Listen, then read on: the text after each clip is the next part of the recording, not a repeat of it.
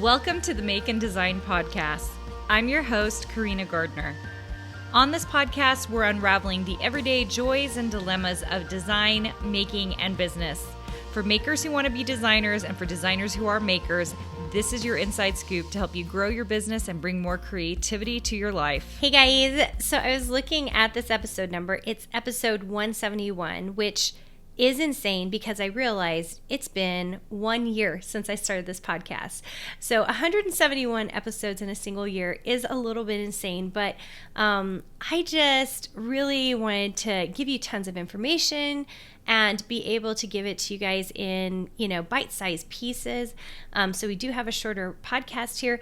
But one thing I'll just say, when I was about to get started, my idea was to do 5 episodes a week. And someone quickly talked me out of it. Now, could I have done it? I think I could have handled it. But I think 3 has been more manageable. They thought 3 was a little insane as well. They were like, most podcasts are once a week, Carina. And I said, well, I really want to give a ton of information, and I really want it to be digestible and quick and fast, and I hope that's what we've done for you. I hope that you've enjoyed this podcast and you've gotten lots of tidbits about design and that you're just moving forward as a designer, because that's really what I want for you, that you're implementing and moving forward, staying motivated, and, building yourself up as a designer.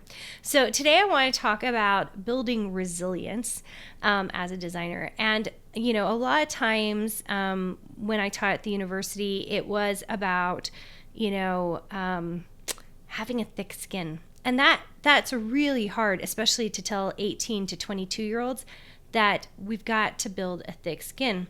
The crazy thing is, I thought it was going to be harder to tell 18 to 21 or 22-year-olds to do this, but I actually find it's much harder to tell 30 to 65-year-olds that they have to build a thick skin, which is what I have to do in my Design Suite program.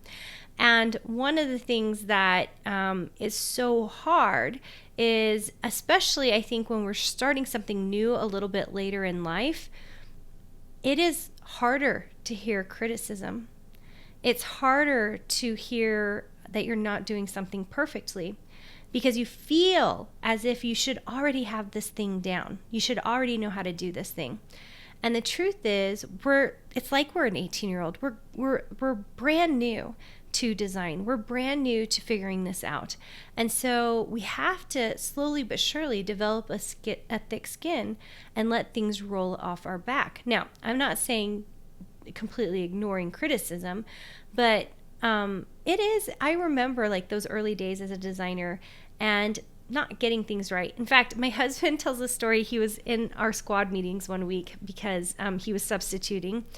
And our squad meetings, by the way, is our peer groups in Design Suite. So we have a moderator in there. And my husband was moderating it this one particular time. And he told everyone the story of the first scrapbooking collection that I designed. I had no mentor at the time. I just finished my Ph.D. I knew a lot about design, but I didn't understand the market. And he was telling him how ugly it was. It was really, really awful. And I overheard him telling this to Design Suite. And, I think a lot of people would have been upset by it. But I was actually quite pleased with the story because I don't know that he ever really told me straight out that it was ugly. But looking back on it, I'm mortified that I created such a line. And I hopped on one of the calls with him because he was telling him, and I said, here's the thing, you guys, this should give you a lot of hope because it means you're going to get better. And you can make lots of money doing this. And it doesn't matter that your first collection was just that bad, okay? And this is even after lots and lots of training and as a teacher, a professor at a university producing a line because I didn't understand the marketplaces.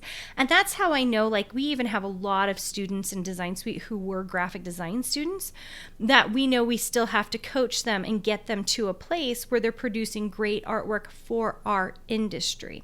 And that's really an interesting thing about even the resilience piece of it, because we'll get people who are graphic designers and are like, I know this, I understand this, even Design on Fire, which is one of our foundational courses, I understand this stuff, But it's not until you actually start designing for the industry and creating surface patterns in fabric or SVGs for your silhouette and Cricut machine that you start to really hone in on what the marketplace wants, what is beautiful for that marketplace.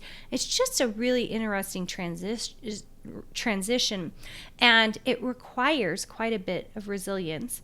So I really hope that you can build a thicker skin, and so much of it is just getting used to hearing negative critiques on your work, because by the way, you need to be separating yourself from the work. The work is the work. You are you.